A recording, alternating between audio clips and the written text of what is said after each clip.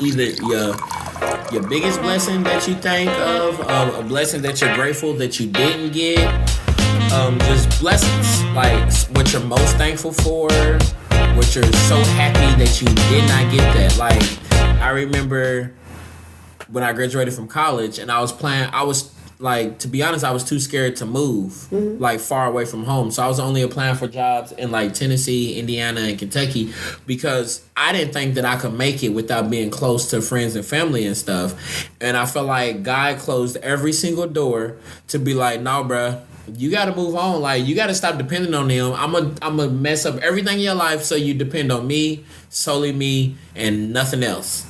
And I feel like he really closed every single door. And I was like, and he definitely closed every door because I remember I got a job in Florida. And right after I signed my contract, literally like an hour after I signed my contract, I started getting calls from jobs in Kentucky. And I was so happy to say, like, nah, I got a job in Florida. I'm moving to Florida or whatnot. But, like, if I hadn't got that job or if I hadn't signed the contract, I may have been like, nah, I probably should just stay here. So I'm so grateful that I did not do that because my life would be drastically different. I probably wouldn't have lost all the weight I lost.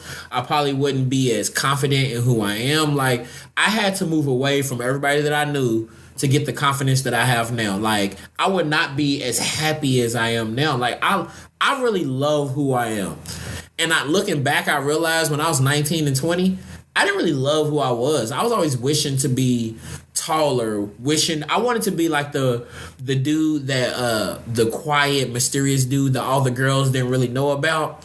I want, like, all the girls like, who is Will? He's so quiet. Like, is that specific? Like, I wanted to be like the real quiet, mysterious dude that, like, that girl, like, people just thought he was really cool. I view that as, like, people think he's cool, girls like that or whatever.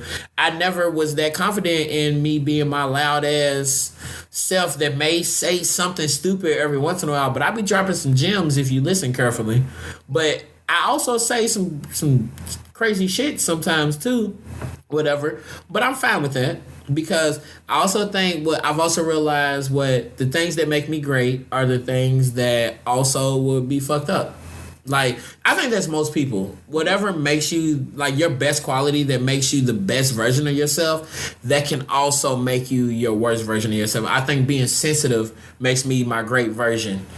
Because, and I'm getting off topic, so remember we're still talking about blessings. But I think that me being sensitive, yes, maybe that's how I can get into an argument with somebody because, like, something might hurt my feelings. But me being sensitive is also what's created me to be creative and find outlets to want to help other people, to help young kids and do clothing drives and food drives and donate and pay for haircuts for young people and to design shirts and use my creativity to design shirts, use that as an outlet to do a podcast and bring people together to create just fun conversation, dope conversation and shit. If I wasn't sensitive, I wouldn't be doing any of this shit. So yes, my sensitivity has created the other end where I can get into an argument off of some silly shit with some friends and family, but it's created more dope things than it has created the negative and shitty things in my life. And I would have never discovered this if I would have stayed in Kentucky, if I would have got what I was praying for. So imagine if I would have got everything I prayed for, my life may not be as good as it is now. Because I've never actually prayed for a God bless me with a lot of money. I never prayed for that. I'm just praying for, like, God help me to see things how you want me to see it. Help me to grow, mature, to evolve and all that. I would have never grown, matured, evolved if I was still in Kentucky. So thank God that he closed every single door that I wanted, that I was trying to break down and push down. He closed all that, put bricks, cement walls up on those doors, and left one door open, and was like, "Look, bruh, this your door, bruh. If you come through here, or if you're gonna stay there, you're gonna be the same person as you have been the last 24 years of your life, and you're never gonna grow. You're never gonna mature. You're gonna be the same exact person. Will you enjoy life? Maybe a little bit, but will you truly live abundantly if you come through this door? Yes." And I was scared as hell. So I'm thankful that he blocked every other door and I didn't get what I was praying for. And I know that was a long ass soliloquy or monologue or whatever. Y'all weren't expecting that soliloquy word. Yeah, I'm telling you, weren't expecting that. Hashtag sat words. You weren't expecting that one. I'm screaming. But yes, so do you have any things that you're grateful that you didn't get, or just something that you view as the biggest blessing, like any of that? Okay, so I am. Okay, I was talking about this with my mom yesterday, actually. This has been like a really rough year. And one of the things I am thankful for. The roughest years bring out the best shit that you'll have, though. I'm telling you. You can't see it in the middle of the storm, but when those clouds start moving, like, you're like, damn, that's what's up. When it rains, it pours. But black people are resilient. Listen, and waterproof. Hello. One of the things that I keep thinking back, I feel like God, like in moving to Florida, one of my biggest challenges, I probably spent maybe my first year here kind of to myself. I'm a very self-contained person, and it was hard for me to like make friends.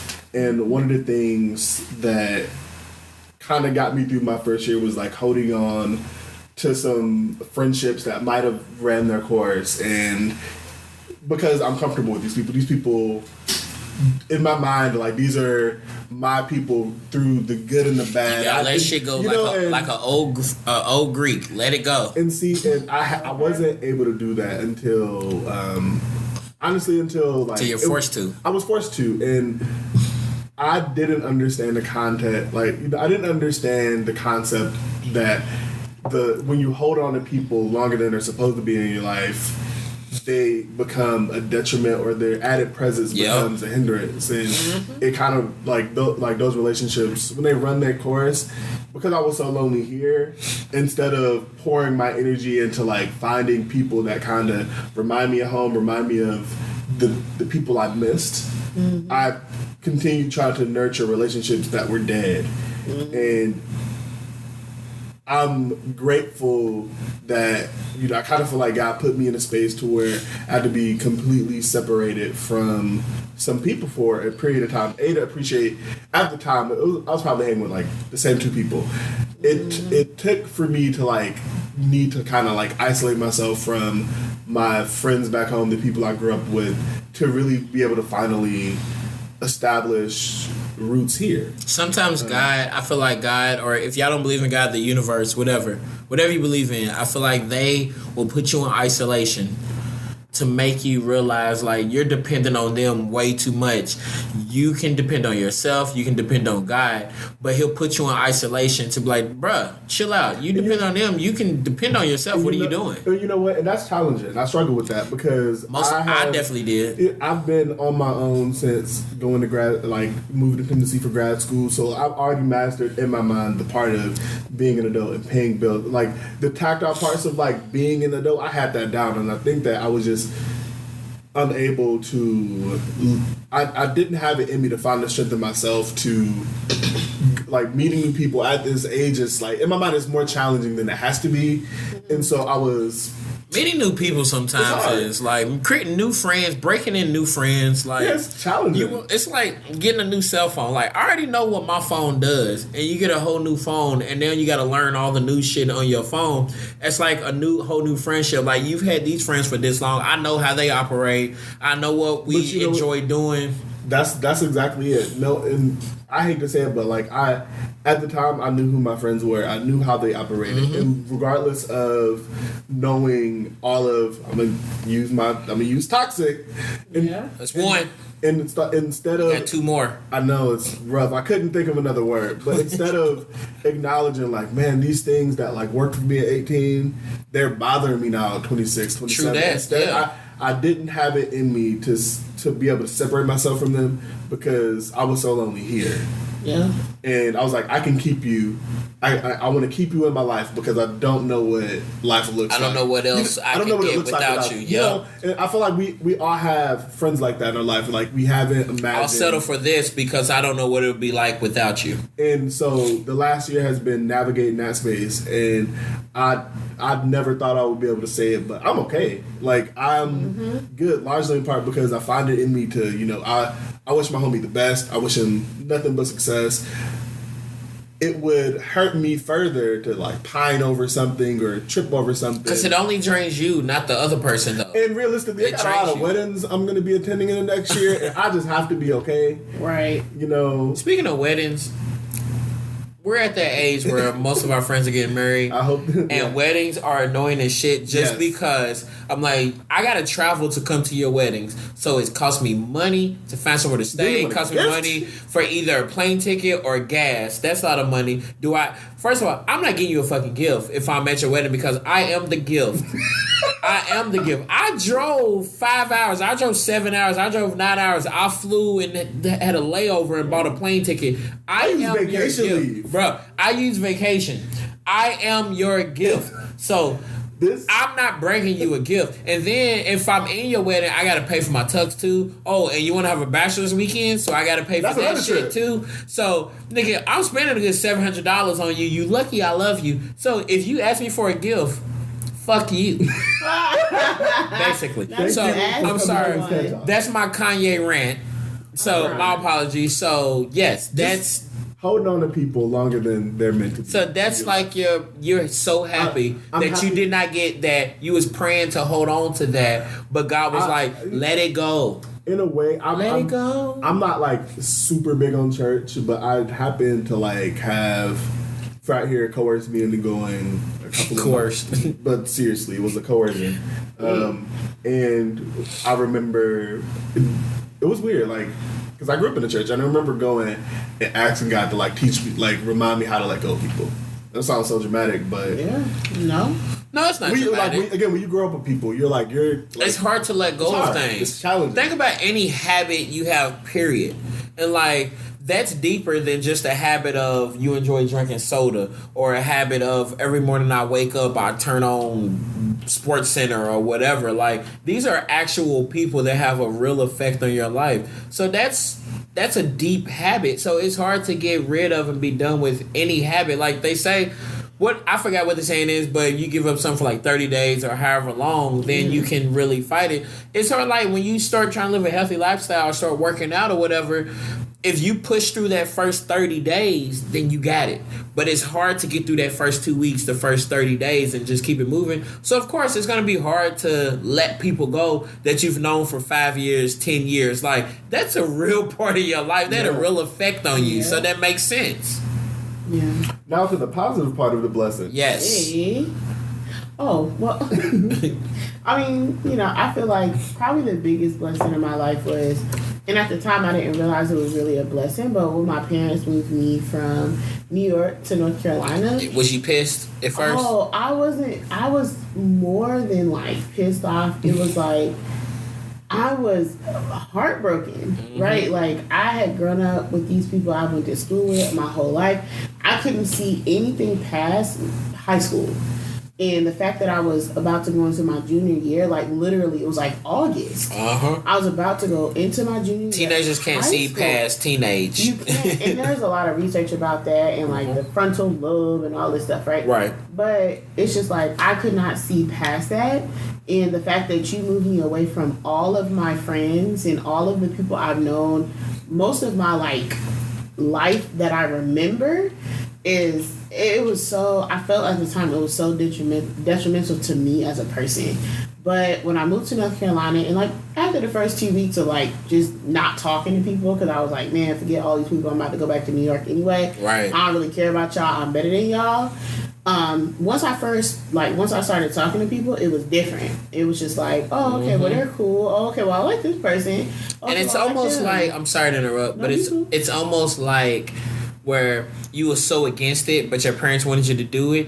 You was even, to prove a point, you was like, I'm not going to be cool with anybody. Exactly. Like, you didn't want to admit that you actually started liking the people, because I went through the same thing. Yeah. Not the same thing on the same level, but I remember just going from this church to another, because I had been in this church my whole life. Yeah. And we moved to another apartment and was moving churches, and my sister left to go to college, so I didn't even have her there. I did not want to go to that church. Yeah. I did not want to go there. So it's the same context. Not on that level, but the same context. I definitely understand. Like, and it is one of those things. Like, you don't want to make friends. You just like, listen, I'm doing my own thing. I got Like, my I own don't need friends. y'all. F y'all, yeah. Right, I don't need y'all. But then my friends started moving on too, and it was like, well, my friends are Out of being sight, out of deeper mind. friends with themselves. And I recently went back to New York, which was great because I got to see a lot of the people that I haven't seen in a long time. But it's also like a wake up call. You just saw a lot of the people you haven't seen in a long time, and they're still in the same city.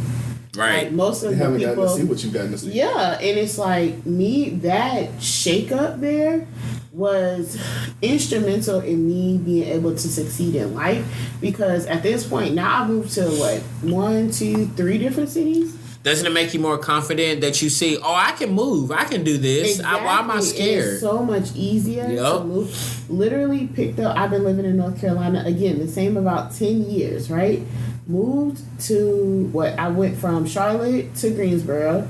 I knew a couple of people, but I stopped being friends with those people eventually, and I made a whole new group of people that I never would have met.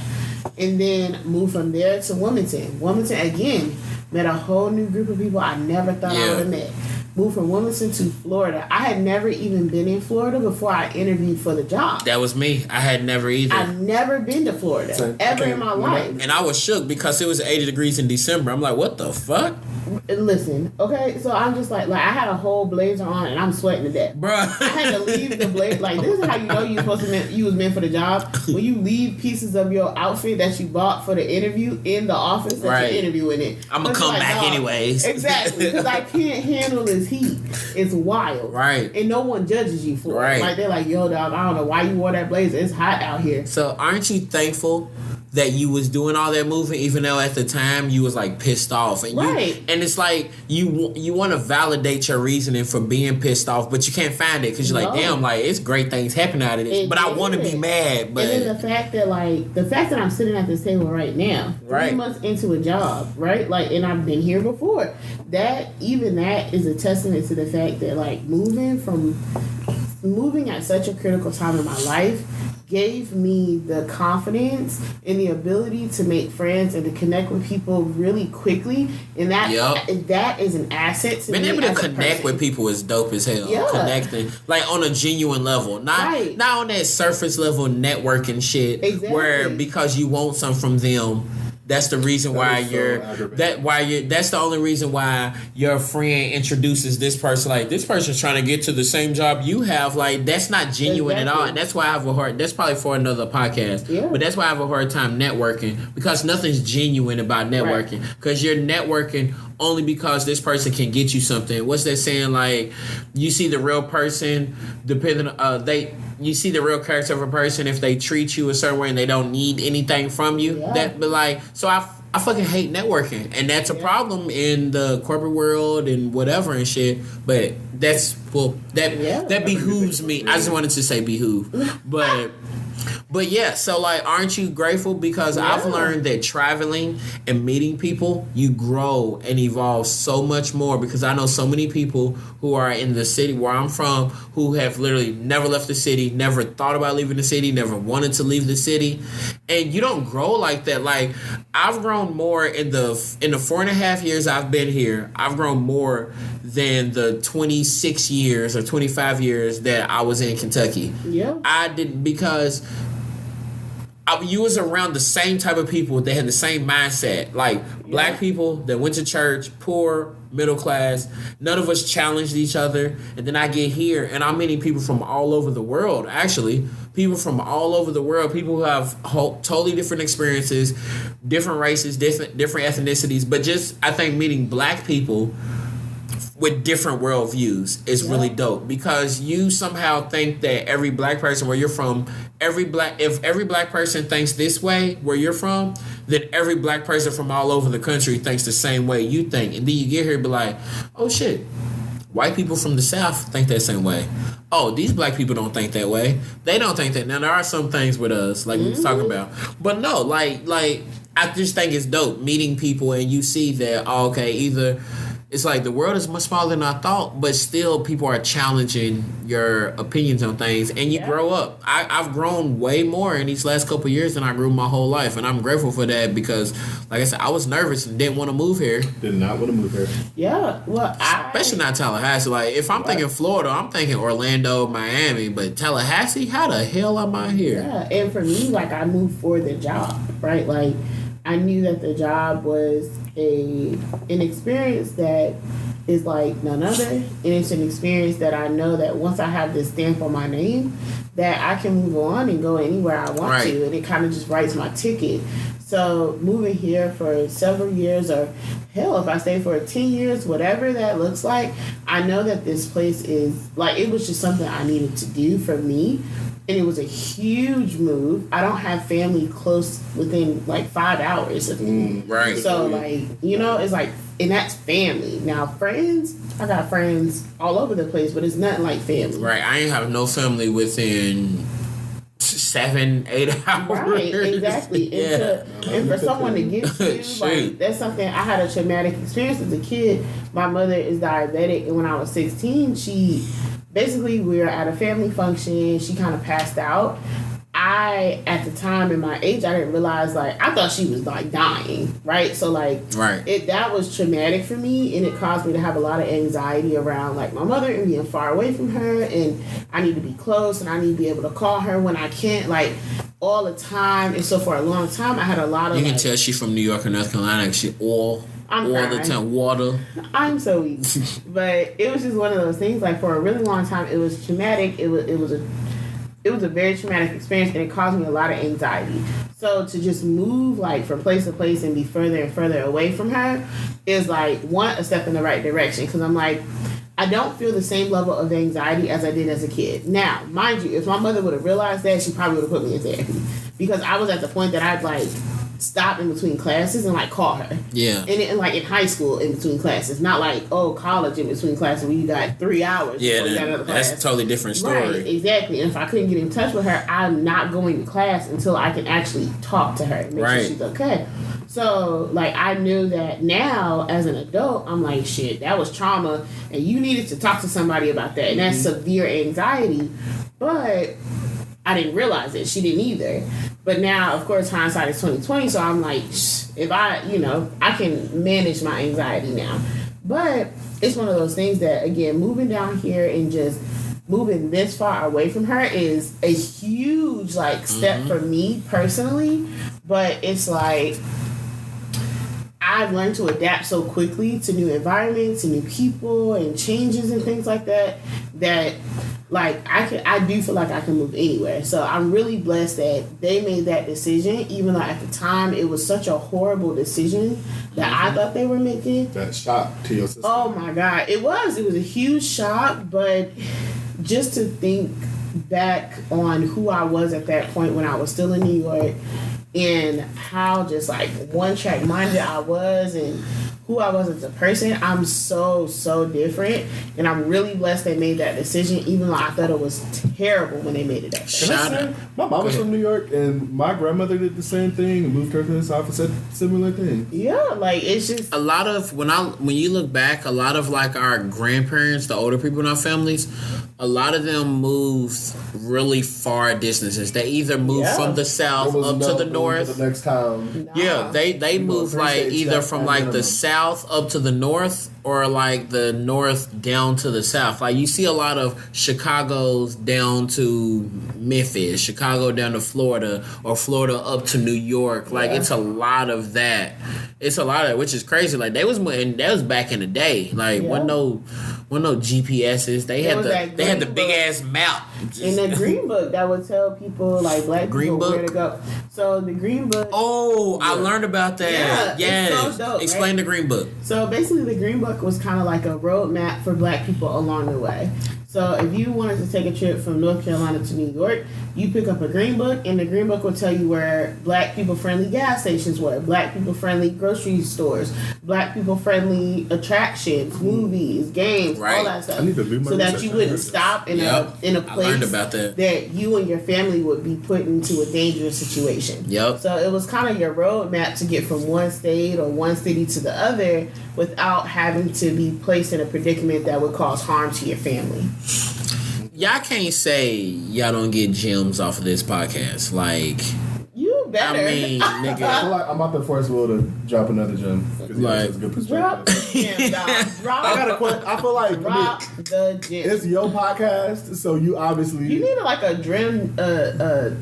gem dropping sound. Whenever someone drops a gem, that's the rap point. See, that's when they make a point. Okay. what was you about to say, Okay. Wile E. Coyote? All right, so are you from? Do you watch The Real at all? A little bit. Okay, The Real is like I've watched it. The Real but is, explain it. Okay, so The Real is a talk show with Adrian Houghton, Lonnie Love, whichever. The Real Laurie W, Flynn, my nigga. Adrian Byron, my favorite, and Jeannie Mai. And I was watching the clip. I would. When you asked if I was down to record this, I actually had just watched the clip and I was like, I gotta bring this up. I want to get his thoughts. So, Jeannie Mai, one of the co-hosts on The Real, is going through a divorce, and they were asking, the panelists were asking each other questions, and the question was, what would you do? What would you tell yourself differently 10 years ago? And she referenced her divorce and talking about her breakup. She was mentioning that at the top of her relationship with her now ex or her soon-to-be ex-husband, he mentioned that you never truly know someone until you don't give them what they want. That is very true. And I want to know what your thoughts on that was, because when I heard her say that, and she broke down like live on the air, it was hard to watch, but I felt her. But I wanted to know what y'all perspectives were on that, because hearing that, like, On that saying that you never know someone until you can't give them what they want. Mm-hmm. Wow. That is very true, because just if you think about the work aspect, people will say, I love Will so much. He's always there for me, he helps me out. Like, I appreciate him so much. And then the moment they ask for something and I just can't give it to them, and I hate the saying it's out of my hands, because when people say that, it's not always out of their hands. But when it's literally out of my hands and I can't do anything for you, that's when I see that's the type of people that jump above you, not your supervisor, not to their boss, but to a director way above them. Will Thomas isn't doing this for me. He's been this and that. That's when you see someone's true colors. Like, it's so true. Like, and it's crazy. Like, I've had friends where we was friends for the longest because we would party together and drink together. Then all of a sudden, when I'm like, nah, man, I'm not drinking for a little bit because I'm trying to lose weight, you just don't talk to them no more. Or out of sight, out of mind. You move, like she was talking about moving, you move 500 miles away from somebody, that's when you see who are your real friends. Because now when I'm not there with you physically anymore, so we can't go out and drink together, or I can't give you a ride anymore, or I can't take you to the grocery store and all that or whatnot, then I see that you don't hit me up no more. You don't text me or anything. You only was texting me because I was physically there. So you see who your true friends are when you move 500 miles away. So this may not be the exact same as that, but it's in the same family. It may not be on the same page, but it's in the same book. Listen, But you see that, like, I moved 500 miles away from Kentucky to Florida, and you see the people who are willing to put the work in for a relationship. Like, relationships are hard work, and that can be a significant other. That can be a boyfriend, girlfriend, husband, wife, cousins, uncle, aunt, your uncle, your aunt, whatever, friendships or whatever. I said hardships. Well, relationships are hardships. Relationships are hard work though, because if, say I'm in Eastern time zone, you in Central time zone, I got a whole different type of career. You work in a museum, you work at Enterprise, and I do this job or whatnot. We have two totally different lifestyles. We work different types of hours or whatnot. So it's easy to just let shit go. Like, I haven't talked to Will in months now. I will. Keep it moving. Because now you have a girlfriend. Y'all dating. Y'all go out to eat. You're trying to lose weight. You go to the gym and shit. You have your social life. You have work. It's easy to forget about things. But I moved here and I saw the people that... I'm down here by myself. The people who realize, damn, Will's by himself. Let me FaceTime him, see if he's okay. That's real friends or whatnot. Like, not the friends that's like, oh, they gave me a ride, because I gave rides to plenty of people that I didn't really fuck with like that. Like, yeah. I mean, we was cool and we had the same, we took sociology together or some shit. Like some fleeting ass shit that fades away or whatnot. But like, you move to 500 miles away, you gonna see who's willing to put the work in. And sometimes that's kind of tough work to... You tired, you just got off of work, you worked 9 hours today, you tired and shit, like, let me text Will. A text is simple as shit, but not everybody does it. So that's true though. That's true. Like, I can't do anything for my friends up in Tennessee, in Kentucky, in California. And I name those places because that's where some of my best friends live and shit. Right. Like, I can't do anything for them. I can't do anything for my homegirl that lives 2 hours away. But they make sure that when the hurricane comes, and I haven't even talked to them in like 2 months, but they texted me. Sure you good. But they texted me, and a text that's so fucking simple, and it's the easiest thing in the world. But not everybody does that. Like, how many times have you had the thought? And I know I'm going off on another fucking tangent. That's okay. But how many times? About it, brother. How many times have you had the thought where it's like, oh, I need to hit up so and so to make sure they okay, and then you just don't do it. But then somebody else that you know you really care about, like, oh, let me hit them up right now, and then you text them or whatever. So we all do it. Yeah. You know who you care about, and I'm trying to do better at that. Where like, if I have a cousin that's going through this, that's had surgery, let me just text them. But it's easy to forget to text somebody. How many times have you been in a meeting at work where someone's texting you, you be like, oh, I'll text them back later, and then it's 4 days later, you're like, oh shit, I didn't text so and so back. Like, and then some people may be like, oh, whatever, they're fine. I see them on Instagram. I see them on Facebook. They look happy.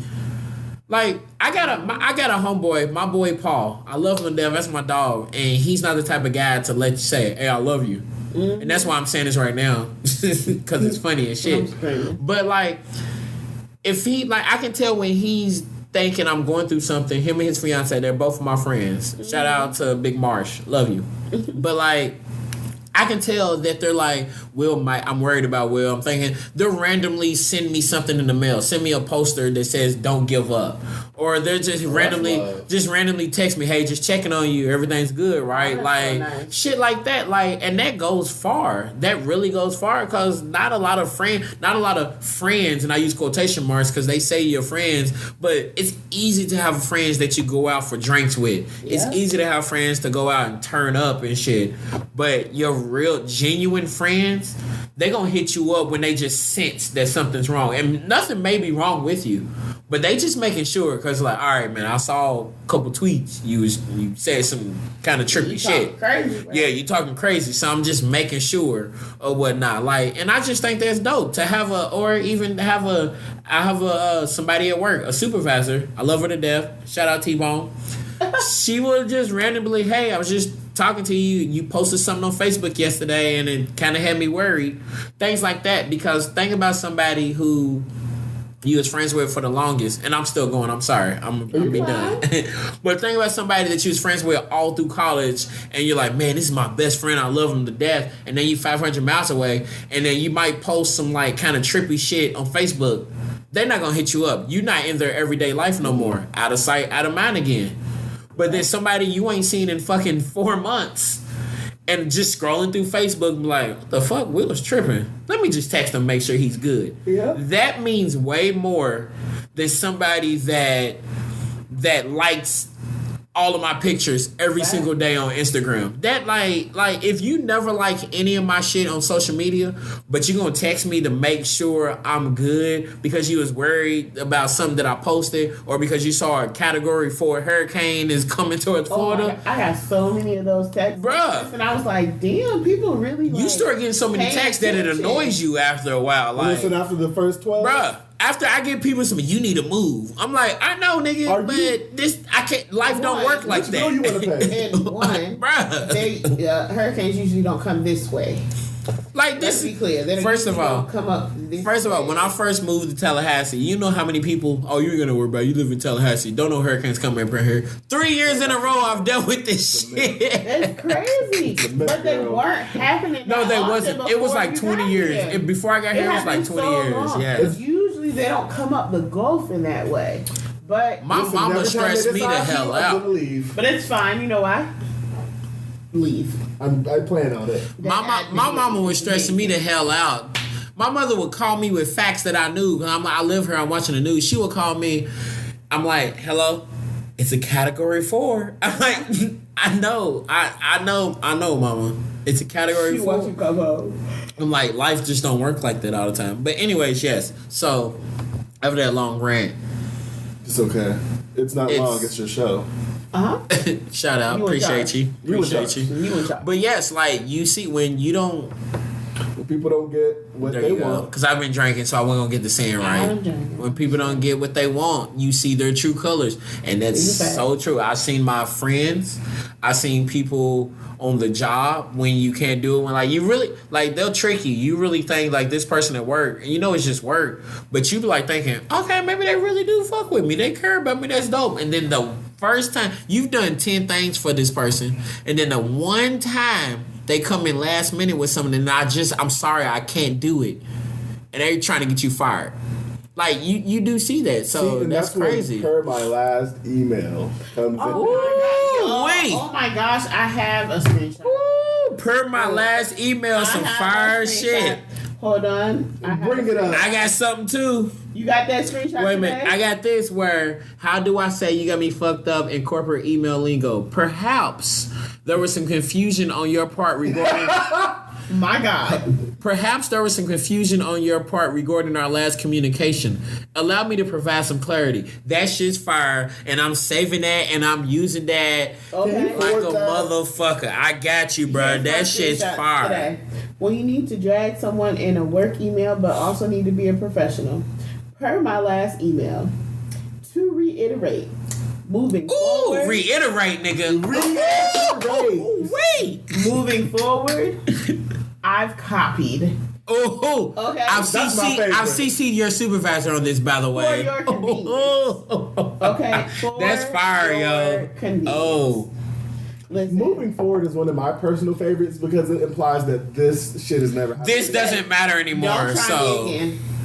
Moving Bruh, forward equals don't yes, try me moving again. forward is don't try me To again. reiterate, this is the last In time case I'm you gonna didn't say understand it the first time. Let me It's the provide some last clarity. time I'm gonna Ooh, say it.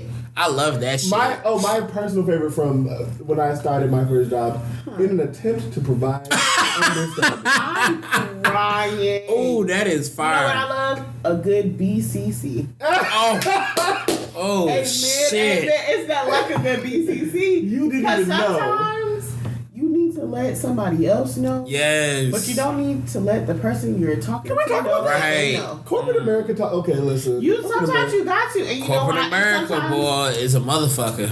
it depends on who you're Oh, talking to. But sometimes somebody else needs to know, but both parties don't need to know that they know.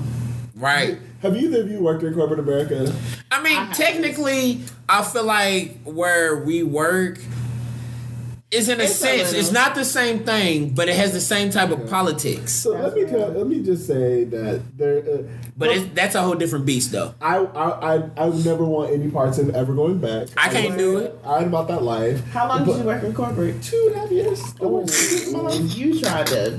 I was determined. On You me. tried to give yourself a You know stroke. what? My pride told me that I was. You know, and that's what staying in something to past your expiration date. My pride told me that I was. Damn, whole nother I had that topic. as a topic for the podcast, like when you know it's time to make a change. We transitioned. There we go. When you know it's time to make a change, baby. You Boy, wanna look set at it them up? transitions. I'm getting so good at this shit, y'all. You I'm are. just telling y'all. Do you want me to start that? You want to start that? I'm gonna set it up, but you're gonna start it. Okay. So I just had a topic, and I was like, when do you know it's time to make a change? Being a relationship with a significant other, a friendship, be it a job, your career, be it with your diet, with throwing clothes out when it's time to be like, damn, I need to throw these clothes out. Go ahead, brother. Can I do two? Yes. I got a you sure personal can. and a professional. I'll do the professional first. How you know it's time to make a change? Okay, so my first job out of college. By the way, we probably gonna chop this into like 2 podcasts because okay. we moved. We've been talking for like an hour. But I feel like, man, the shit's good. I think we were going. No, you a little bit too far. You say you good on time, but an hour and 36 minutes. See? I know what I'm trying. If you tell me no the first time, I know we're attached. And we're gonna have to finish because someone else got the room. And I'm just trying to make it seem like we popular and we in the actual studio. We not really in the studio. And let me take a break. This podcast is brought to you by. I was gonna make up an ad. I'm finished. I was gonna make up an ad. I was gonna make it seem like we got ads and everything, and y'all was gonna be like, "Damn, my nigga Will got ads." You irritated. This nigga, don't listen to her. You be quiet back there. So, Wile E. Coyote, you were saying it's a Wild Bee Coyote. Oh my man, Wild Bee. You right? Wild Bee. But your problematic fave. Your problematic fave. Follow me on Twitter. Personal and professional. As far as professional, I knew that I'd stayed in a situation too long. My first job out of college, I realized I wasn't growing. I remember my first year with the company, we established goals as you do with any job. Yep. That's how they evaluate. It gives you a plan to move forward, and honestly, those are the things they grade you against when they are going to, if it's a corporate company. I'm listening. I'm just trying to order a pizza. You're good. So don't think I'm not listening. My corporate job, they were seeking to find ways you would set goals, unrealistic goals, and then they would grade you against those goals and justify as to why you weren't going to receive your raise the following year. And so I remember going into my second year, I was on a whim. I started applying to grad programs because I started to see the end. I told myself I would never stay anywhere when I felt like there was no longer a space for me to grow. Okay. And when I realized there was no longer a path forward with me and the company due to some issues I had with management, rather than be like some of my peers and stay because of the name of the company, I wanted to blaze my own path. And the hardest part in that was reconciling I may have to take a step back and go back to school and find the growth that I was looking for. Because I realized the things I was looking for, I just didn't think I was going to find it in my first job out of college. So, recognizing I'm no longer growing and I'm in a space where I'm stagnant career-wise and I'm not going to move up here, I need to leave to grow. I would say you realize there's a ceiling. There's a ceiling. Yes. And when you as far as career-wise, when you hit it, and you start to feel antsy. I started to feel like I was suffocating in that position. I was going to work, doing super menial tasks, and there wasn't anything for me to look forward to as far as. That's the worst. When you don't have something to look forward to, that's a whole nother monster right there.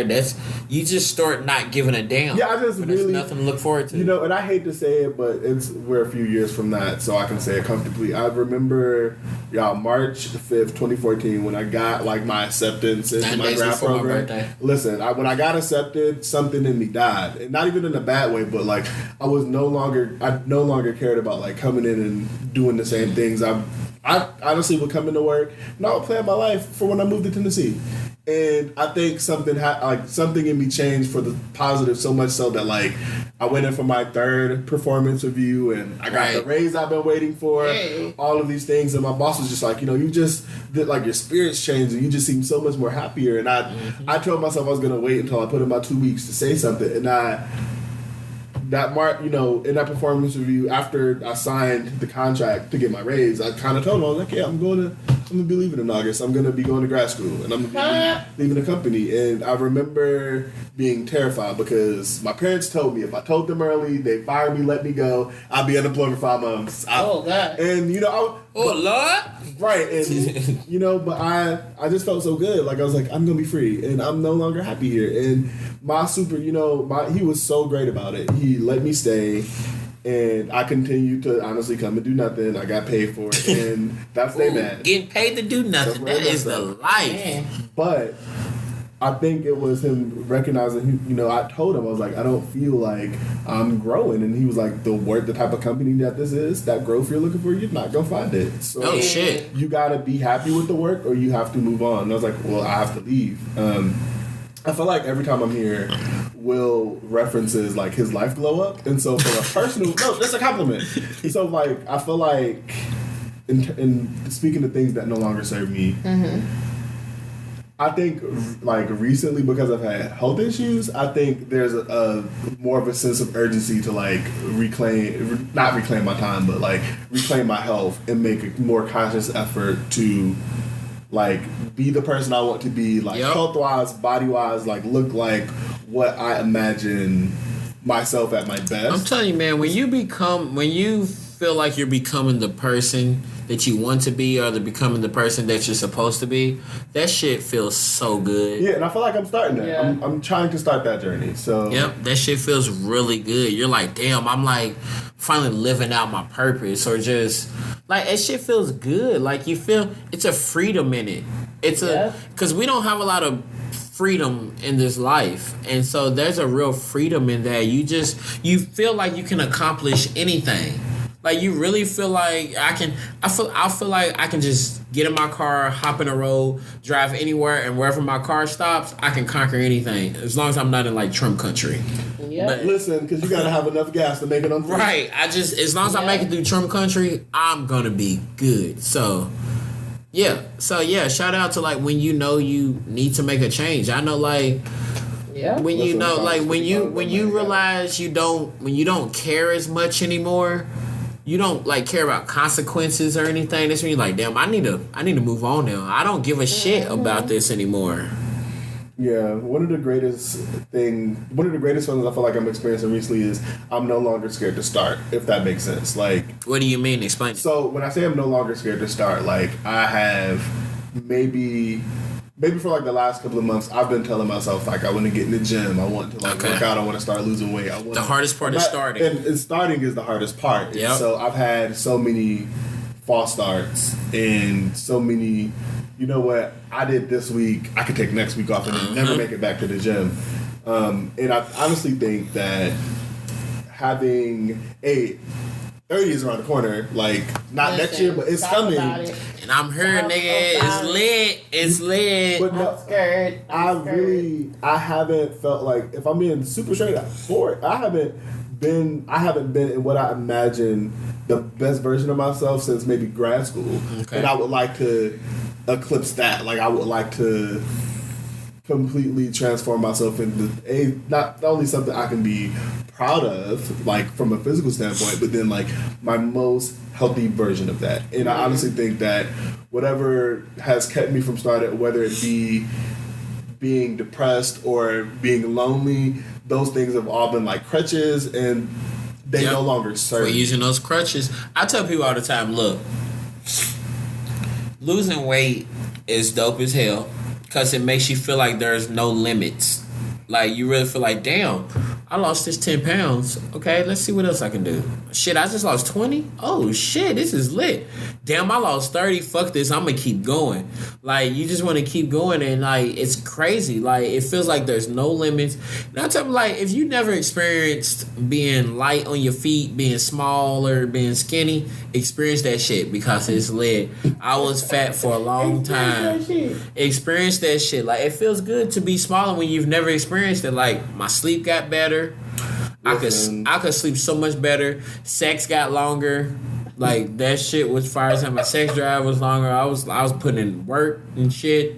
You burning more calories? I was burning more calories and shit. I could go 3-4 times a night, nigga. That shit was fire. Like, I'm trying to not say the N-word as much, but I noticed the more I'm drinking, because I've been like on my Lil Wayne with the lighter flick. I've been drinking more, so I say the N-word a lot more when I'm drinking. But anyways, like, losing weight is lit. So yeah, personal goal. What personal goals do y'all have?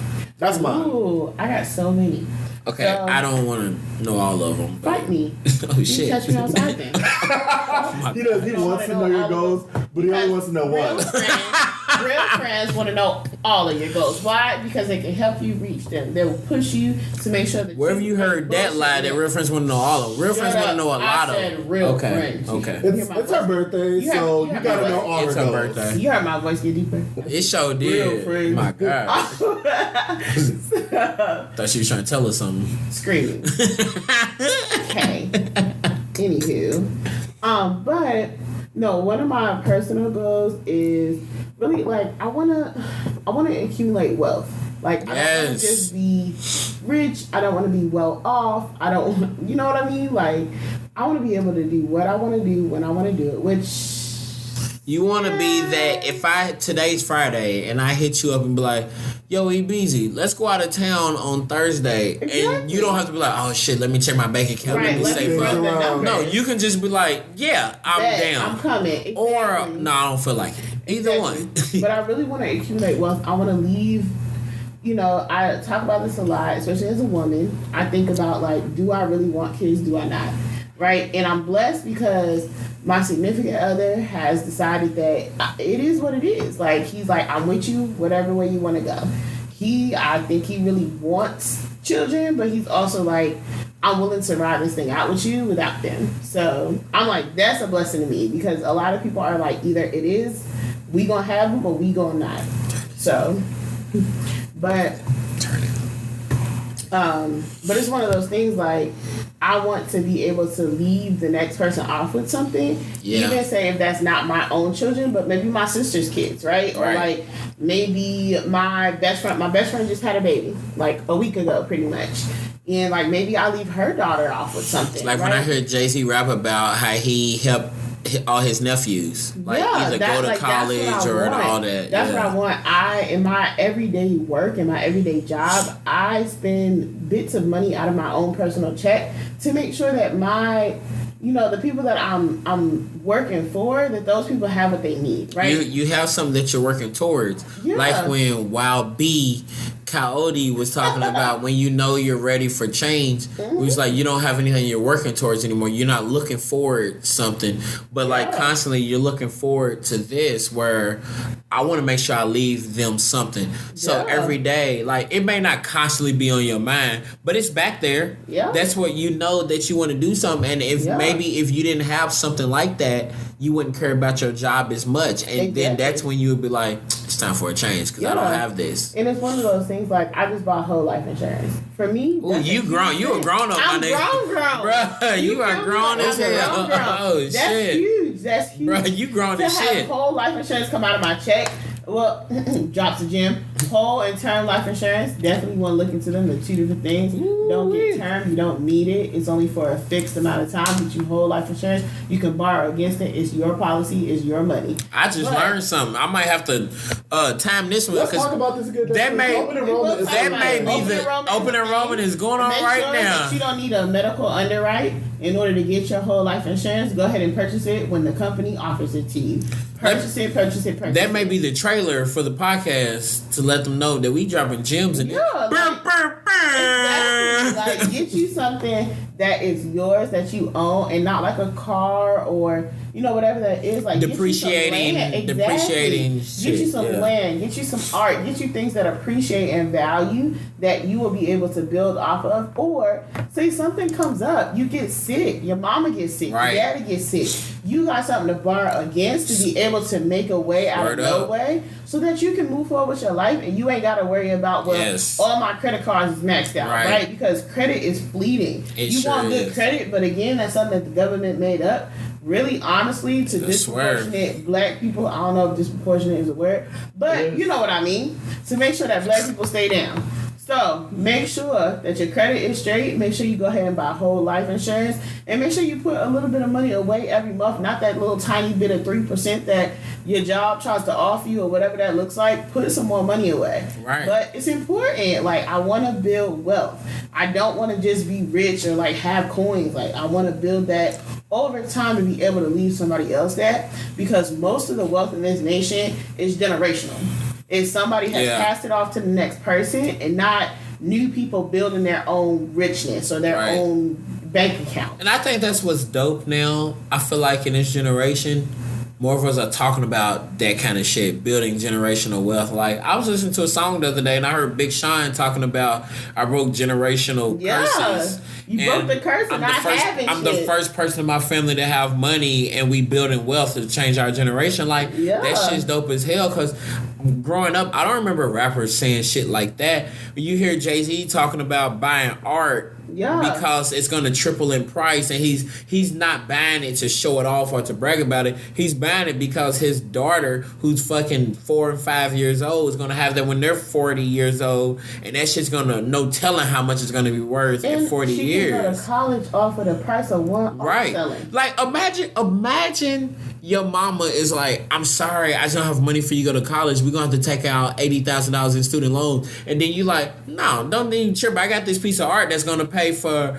4 years plus. Exactly. Like, that's fucking fire. When I listen to other people talk about how they mama and daddy still pay for their car note, or they still pay for their credit card bill, or they still pay for their rent, or whatever that looks like, that to me is like, it's not so much as jealousy as like, dang, I wish I would have taken advantage of my parents' generosity at that time, even though they didn't have a whole lot to give. Shit, I wish my parents had money to pay for that shit. Like, I wish I would have taken advantage of my parents' generosity. Even now, moving all the way down here, my mother helped me out so much just trying to get back up on my feet. Right. What I do is I pay her, and because our like policies and things are together, so like my phone bill is under her name because we all are on a family plan. Yeah. So I pay her for most of my bills, which is a blessing, right? So now I don't have to pay AT&T myself. Yeah. I ain't gotta pay AARP myself. It's expensive to move. It's expensive to move. People don't understand that. Like,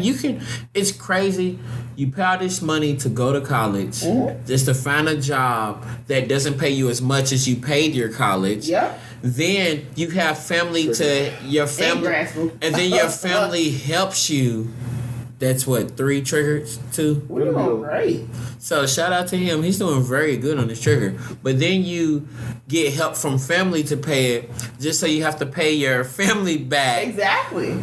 Because of all of this, just to get a job, just for this job, and you got to travel all this amount just to go broke, to almost move here to get a job that's not going to pay you as much. And the fucking trickle down effect is so messed up. Like, that is the new slavery. Yeah. Like, this shit's fucking scary, because I be thinking about that. I'm like, I do not want to be broke. I remember Kanye always had a line, the Kanye that wasn't like he is now. But we're not getting on that. So, but the Kanye that I fucking loved, that was my favorite rapper growing up. Well, second to Jay-Z. But anyways, he had a line talking about, I don't want to be broke when I'm 45, 35. Like, I do not want, I be thinking about that line almost every day. Because I'm like, I'm not broke, but you want to be at a place where, like I said, somebody hits you up, let's go to the Bahamas in July. And I don't have to be like, ooh, I'm not sure if I can go or not. I can just straight up right there be like, oh yeah, I can go. I don't want to have to save up money to go on vacation. Or like, I can go ahead and put my deposit down and then pay off every month and know that I take that $125 a month and go ahead and put it towards it and not worry about it. Right. I need a group of friends that's like Tyler Perry's Why Did I Get Married? Where they all got money. They can just travel. Like, without the drama part. Without the drama part. That is for the birds. Without niggas getting hit by cars. Problematic spouses at home. Problematic. That's what, 3? That's only 1. I wasn't put on. But I'm just saying, that's the first time I think we used that word tonight. Big facts. But I wasn't put on restriction. Thanks.